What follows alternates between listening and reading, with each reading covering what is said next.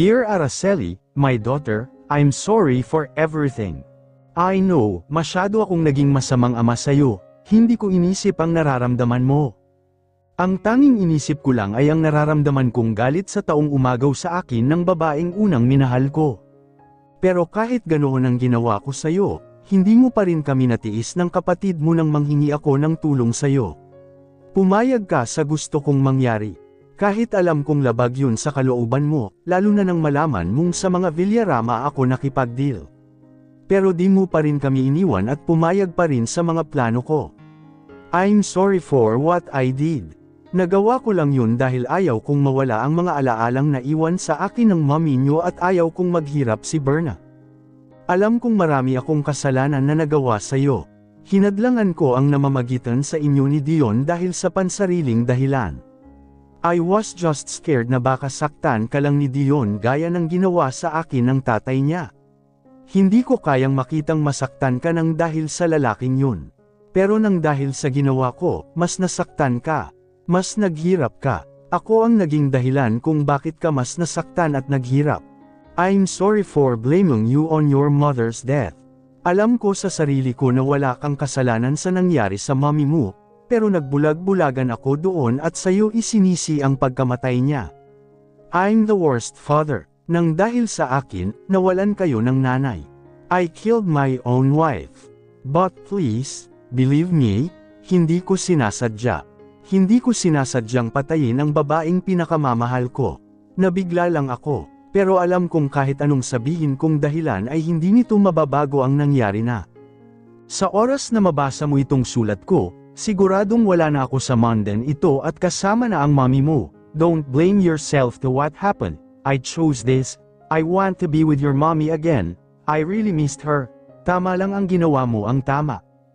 Araceli, please, take care of your sister. Ikaw na ang bahala kay Berna. Alam kong kakayanin niyong mabuhay nang wala ako. Lalo ka na, ipinakita mo sa akin na kaya mong mabuhay kahit wala kaming pamilya mo. O ang buhay na nakasanayan mo. I'm so proud of you. Sa kabila ng mga napagdaan mo, nanatili kang matibay. Again, I'm sorry for everything. I hope you'll forgive me. I love you, my daughter. Your dad, Julian. Hindi magkamayaw ang pagtulo ng luha ko pababa sa aking pisngi, naninikip ang dibdib ko at hindi na makahinga ng maayos. Ilang beses ko nang nabasa ang sulat na iniwan ni Dad para sa akin, pero hanggang ngayon ay naiiyak pa rin ako sa tuwing binabasa ko ito o naaalala. Sobrang sakit para sa akin ang nangyari sa kanya. Hindi ko akalaing magagawa niyang patayin ang sarili, siya mismo ang tumapos sa buhay niya. Natagpuan na lang siyang patay sa seldang pinaglipasan niya ng gabi nung inaresto siya ng mga pulis. Ang naging sanhi ng pagkamatay niya ay ang malalim at malaking hiwa sa kanyang pulsuhan. Ayon sa imbestigasyon ng mga pulis, naglaslas si Dad gamit ang basag na bote ng soft drink na naroroon sa loob ng selda niya. Nang makita ang katawan ni Dad na wala ng buhay ay may natagpuan din silang dalawang papel sa tabi ng katawan nito at ang dalawang papel na yun ay may nakasulat na pangalan namin ni Berna. Para sa aming dalawa yun, isa na doon ang sulat na nasa akin na paulit-ulit kong binabasa. Galit ako sa kanya, pero nasasaktan pa rin ako sa pagkawala niya. Parehong nakatuon ang mga mata namin sa dalawang puntod na nasa harapan namin. Kahit din naman ako, Berna, masakit, sobrang sakit, pakiramdam ko, kasalanan ko na naman, wala na akong ginawang tama, palagi na lang akong gumagawa ng problema, noong una ay si mommy, ngayon naman ay si Dad. Stop blaming yourself, ate, wala kang kasalanan. I'm sorry, Berna, wala na akong ginawang tama sa pamilya natin. Lahat ng ginawa mo ay tama, kahit nga ang kapalit ng mga yon ay masaktan ka, kahit nga ang magpakasal kay Kuya Dion, ginawa mo para lang di kami tuluyang maghirap. Ate, matanda na ako, alam ko na ang nangyayari sa paligid ko, kaya kahit di mo sabihin, alam kong ganoon ang nangyari, hindi na ako magtatanong kung paano dahil hindi na naman mahalaga yun. Lalo na't nakikita kong talagang nagpakasal kayo ni Kuya Dion dahil mahal nyo ang isa't isa at hindi dahil sa kasunduan. Hindi ko inakalang mahahalata niya ang mga pangyayaring yun, pero mas okay na yun, wala na akong itinatago sa kanya. Nawala ang atensyon namin ni Berna sa puntod nila mommy at dad nang may lalaking parang kasing edad lang ni Dad ang lumapit sa amin. Tito Porperio, sambit ko sa pangalan nito, Siya ang kapatid ni Dad, pangalawa sa kanilang tatlo na magkakapatid. Ang bunso naman na kapatid nilang babae ay nasa ibang bansa at hindi nakarating ngayong araw sa libing ni Dad. Berna, Araceli, nakikiramay ako sa inyo sa pagkawala ni Julian. Hindi ko inaakalang magagawa niyang pumatay ng tao, lalo na ang patayin si Rosita na mommy niyo. Months ago, Julian asked me for my help pero hindi ako pumayag. Ano pong klaseng tulong? Nangungutang siya sa akin ng malaking halaga ng pera, pero di ko siya pinagbigyan. Alam ko gagamitin niya lang yun sa mali at ginagawang dahilan lang ang pagkabaon niya sa utang. Paanong sa mali lang niya gagamitin? Mas naging seryoso ang mukha ni Tito Porperio. Your dad, he's a drug addict, at pampalipas niya ng oras ay ang pumunta sa mga kasino at magwaldas ng pera. 4 years ago, nalaman kong gumagamit siya ng ipinagbabawal na gamot. Nang nalaman ko yun, pinagsabihan ko agad siya na tumigil na dahil wala yung magandang dulot sa buhay niya pero di niya ako pinakinggan. Mas lumala pa ang bisyo niyang yun nang mamatay ang mommy niyo, kaya di na ako nagtaka pa nang mabalitaan kong baon na siya sa utang at nabenta ang hotel and resort. Kahit anong pagmamakaawa sa akin ng dad mo na pahiramin siya ng pera, hindi ko binigyan. I know your dad, alam kong ginagawa niya lang dahilan yun. Pero ang totoo ay gagamitin niya lang ang perang inuutang niya sa akin sa masama niyang bisyo. Bago pa lang mamatay si mommy, gumagamit na ng ipinagbabawal na gamot si dad. Baka yun ang dahilan kung bakit at paano niya nagawa yun kay mommy at Kuya Lucas. Ngayon ay parang nabibigyan na ng linaw ang lahat ng nagawa ni dad dahil sa sinabi ni Tito Porperio. Mas maganda na po sigurong hindi niyo siya pinagbigyan sa gusto niya. Araceli, Burns, if you need anything, just tell me. Maraming salamat po, Araceli, Berna, I need to go, maiwan ko na kayo rito. Sige po, salamat po sa pagpunta sa libing ni Dad, mag-iingat po kayo. Tumango lang ito saka tumalikod na, pero hindi pa man siya nakakalayo ay muli niya kaming hinarap ni Berna. Araceli, ako na ang humihingi ng sorry sa ginawa ng anak ko sa inyo ni Dion.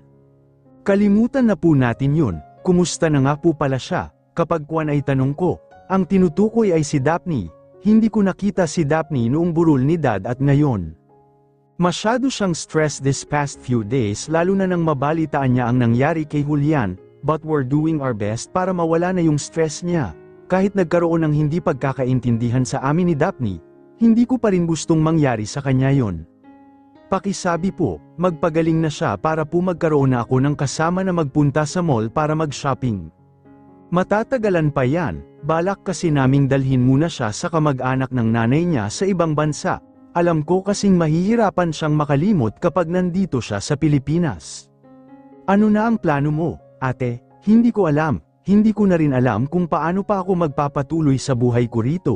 Masyado nang masakit ang mga nangyari sa akin, pakiramdam ko, hindi ko na kaya. Ate, kaya natin ito, kaya mo ito, ikaw pa? We're not moralde kung magpapadala lang tayo sa mga problema natin. Ang hirap, Berna, sobrang hirap, pakiramdam ko tuloy, gusto kong lumayo na naman, gusto kong takasan na lang ulit ang mga problema ko at maglaho na parang isang bula. Ang bigat-bigat sa dibdib ng mga nangyari sa akin, sa totoo lang, parang gusto ko nang sumuko, gusto ko nang bumalik sa buhay ko tulad noong malayo ako rito.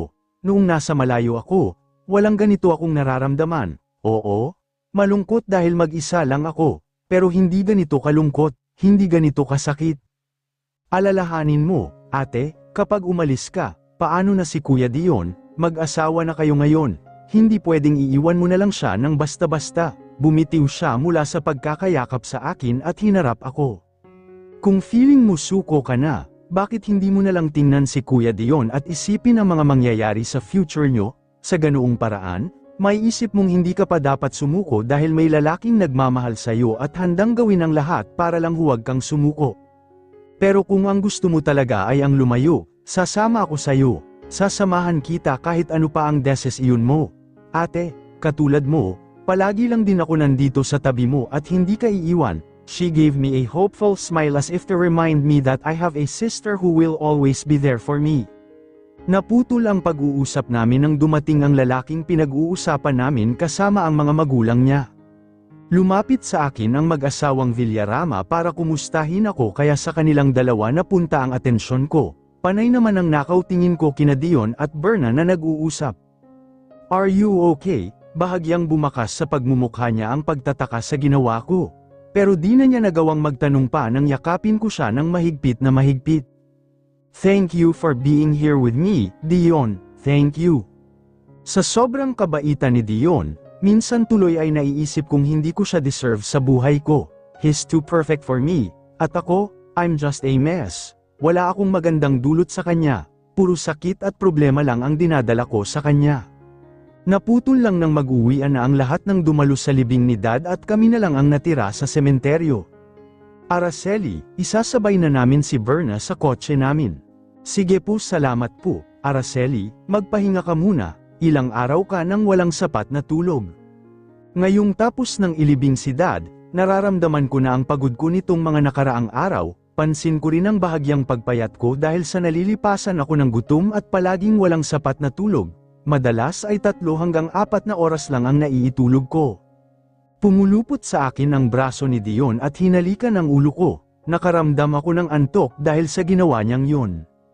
Sleep tight, honey, I love you. Nang magising ako, ang sakit sa ulo ang una kong naramdaman. Sumunod ang pagkulo ng tiyan ko, tanda ng pagkagutom ko. Iginala ko ang tingin sa paligid at bumakas ang pagkagulo sa akin nang mapansing hindi pamilyar ang kwarto kung nasaan ako. Hindi ito ang kwarto ni Dion sa mansyon ng mga Villarama. Dahan-dahan akong bumangon mula sa pagkakahiga para hindi masira ang tulog ni Dion na nandito sa tabi ko. Ang isang braso niya ay nakapatong sa tiyan ko.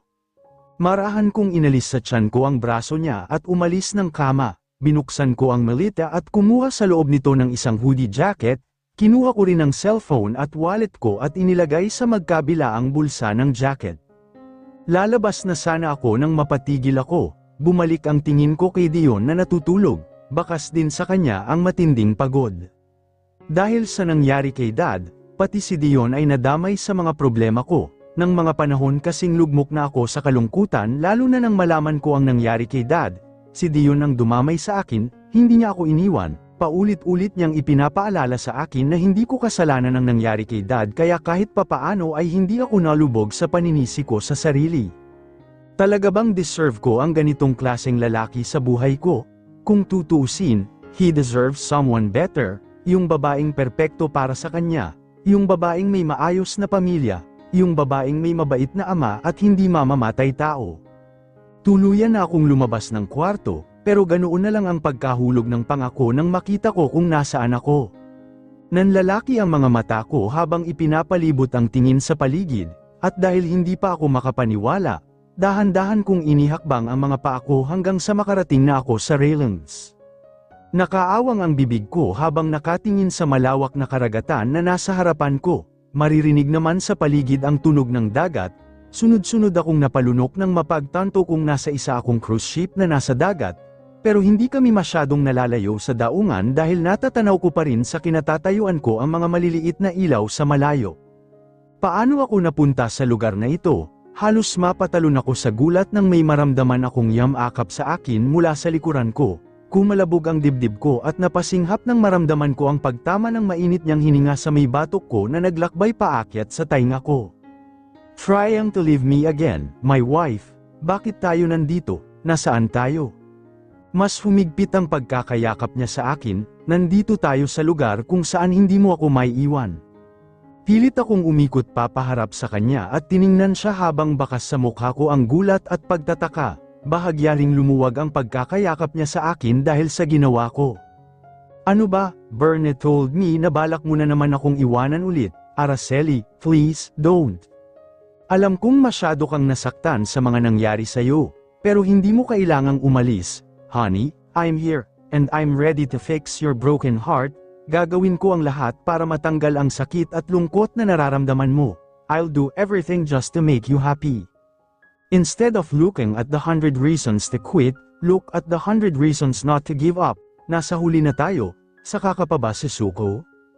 Ilang saglit akong napatitig sa kanya hanggang sa mahinang natawa na lang. Anong tinatawa-tawa mo? Mas natawa ako sa narinig kong tanong niya. Mas nagdikit ang kilay niya dahil sa ginawa kong pagtawa. Araceli, pupunta lang sana ako sa convenience store para bumili ng makakain. Nagugutom kasi ako. Natutulog ka na, kaya di na kita inabala. Oo, pumasok sa isipan ko na iwan ka ulit, lalo na nang ma-realize ko na masyado kang perfect para sa akin. Pero naisip ko rin na bakit kita iiwan, dapat nga mas maging thankful ako dahil ako ang asawa mo na ako ang pinili ng isang Dion Villarama na pinapangarap ng karamihan. Hindi mo na ako iiwan, sigurado ka? Bakas pa rin sa mukha niya na hindi siya naniniwala sa sinabi ko. At bakit naman kita iiwan? Kasi nga, sabi mo sobrang sakit na. Oo, sobrang sakit na pero diba, kasasabi mo lang kanina na gagawin mo ang lahat para mawala yung sakit at lungkot na nararamdaman ko. Yes, ako ang magtatanggal ng lahat ng sakit na naranasan mo at pupunan ko yan ng pagmamahal ko. I gave him a smile. See? Kaya bakit pa ako aalis? Isa pa, nasa sa akin na si Dion Villarama, ipagpapalit ko pa ba? Bumalik ang tingin niya sa akin dahil sa sinabi ko. Right, don't be stupid, Dion Villarama is already yours. Ipagpapalit mo pa ba? Pahamak ang kapatid mo. Tinakat niya akong iiwan mo ako ulit. Naisipan ko tuloy na dalhin ka rito. Ito lang naman ang lugar kung saan hindi mo ako matatakasan.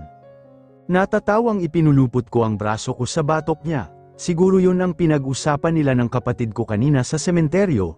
Hindi na rin ako magugulat pa kung sasabihin niyang sa kanya o sa pamilya niya itong cruise ship kung nasaan kaming dalawa ngayon. Paano mo pala ako nadala dito nang di ko namamalayan? Bakit hindi man lang ako nagising? Hindi ka talaga madyay gising kasi yung tubig na ininom mo kanina, yung tubig may ano. Dion, don't do that again. Paano na lang kung magkaroon ng masamang epekto yun sa akin? Alam mo bang masakit ang ulo ko kanina bago ako matulog at nang magising ako? I promise, hindi ko na gagawin yun ulit. Hindi ako makapaniwalang ginamitan niya ako ng pampatulog para lang magawa ang plano niya. Sa ganitong usapan talaga, hindi siya nauubusan ng plano para mangyari ang gusto niya. Dahan-dahan siyang nag-angat ng tingin sa akin, malalim siyang bumantong hininga na tila humuhugot ng lakas ng loob bago inangat ang mga kamay para ikulong ang pisngi ko sa palad niya. I'm sorry, please. Natakot lang kasi talaga ako nang malaman kong may balak kang umalis na naman. Hindi gumana ng maayos ang utak ko kaya ko siguro nagawa yon. Hindi ko talaga matiis ang lalaking ito. Dion, ipagpahinga mo na ang utak mo sa ideyang aalis ako at iiwan ka na naman dahil hindi na mangyayari yun. Hindi na kita iiwan pa. I'll stay with you forever. Dahan-dahan na lumapit ang mukha niya sa akin at ipinagdikit ang noo naming dalawa. Pangako, promise, hinding-hindi na kita iiwan, I will stay with you kahit anong mangyari. A smile appeared on his lips, umangat ang isang sulok ng lobby ko at ipinikit ang mga mata, hindi pa lumilipas ang 2 segundo ay lumapat na ang lobby niya sa lobby ko na buong puso kong tinanggap. Maybe our pasts were meant to be so broken, para sa muli nating pagkikita ay magkasya tayo ng husto para wala nang makakasira sa atin. Nabalik ako sa sarili nang maramdaman kong lumutang ako, may sariling isip ang binti kong pumulupot sa bewang niya, ang isa ko namang kamay ay nananatiling nakapulupot sa batok niya at ang isa naman ay nasa balikat niya, kumukuha ng suporta. Dion, hindi na ako nag-abalang damilat pa nang maramdaman kong naglakad siya patungo kung saan, ilang saglit pa ay naramdaman kong lumapat ang likod ko sa malabot na kama. Nang maghiwalay ang lobby namin ay dahan-dahan kong iminulat ang mga mata ko at sumalubong sa akin ang namumungay niyang mga mata, titig na titig siya sa akin. Parang di ko na matatagalan ang ganoong titig niya sa akin. MV wife, yes, Dion, I am your wife, and you are my husband, you're mine, hindi kita ibibigay kahit kanino, kahit kay Daphne, wala na akong planong gawin ang napag-usapan namin ng pinsan ko, sa pagkakataong ito, hahayaan kong maging selfish ulit ako. Hinawakan niya ang baba ko at pilit na iniharap sa kanya ang mukha ko dahilan upang muling magtama ang mga mata namin. I love you so much, and I'll never get tired of saying that every day because I really love you. Inangat ko ang isa kong kamay at hinaplos ang kanyang pisngi habang titig na titig ako sa mga mata niya. Gusto kong iparamdam sa kanya ang sinseridad ko sa sasabihin kong mga salita sa kanya. I love you, too, Dion. Malapad siyang napangiti sa sinabi ko at muling sinakop ng lobby niya ang lobby ko, may ngiti sa lobby ko nang tugunin ko ang bawat paghalik niya sa akin. Dahil sa pagmamahalan namin, marami akong natutunang iba't ibang bagay sa buhay, natuto akong maging Matibay para harapin ang mga problema sa buhay at huwag itong sakuan. Natutunan ko rin na hindi natin matatakasan ang problema kahit anong gawin nating paglayo. Napagtanto ko rin na totoo nga na kailangan munang paghirapan ang isang bagay bago mo ito makamit. Noon ay nagsisisi akong minahal ko si Dion, pero kung siguro hindi ko siya minahal ay mas magsisisi ako. Minsan lang makahanap ng ganitong klaseng lalaki na handa at kayang gawin ang lahat para lang sa babaeng mahal niya. Kahit nga ang ibaba ang sarili niya at lumuha sa harapan ng babaeng mahal niya ay gagawin niya para lang hindi ito mawala. Alam kong mali ang ginawa niya sa pamilya ko, sa mga pinlano niya, pero nagawa lang naman niya yun ng dahil sa akin, dahil sa pagmamahal niya sa akin, sa halip na magalit sa kanya sa ginawa niyang yun ay mas lalo ko siyang minahal ng dahil doon. Siguro nga, ganoon ang mga tao kapag natitikman nila ang lasa ng pagmamahal, nakagagawa tayo ng mga bagay na hindi dapat dahil sa pagmamahal, nabubulag sa pag-ibig, nalulunod sa kakaibang pakiramdam, pero sa huli, mapagtatanto natin na ang pinakamatamis na pag-ibig ay matitikman mo lang kapag ito ay totoo at kapag wala kang tinatapakang ibang tao. Malaki ang pasasalamat ko sa Diyos sa pagbigay niya sa akin ng isang kagaya ni Dion, kaya ipinapangako ko sa kanya na iingatan ko ang pinakamagandang regalo niya sa buhay ko. Mahahalin ko ng lubos ang isang Dion Villarama, and this time, wala nang halong pangamba, pagsisisi at pagdadalawang isip. Life is short, break the rules, forgive quickly, kiss slowly, love truly, laugh uncontrollably.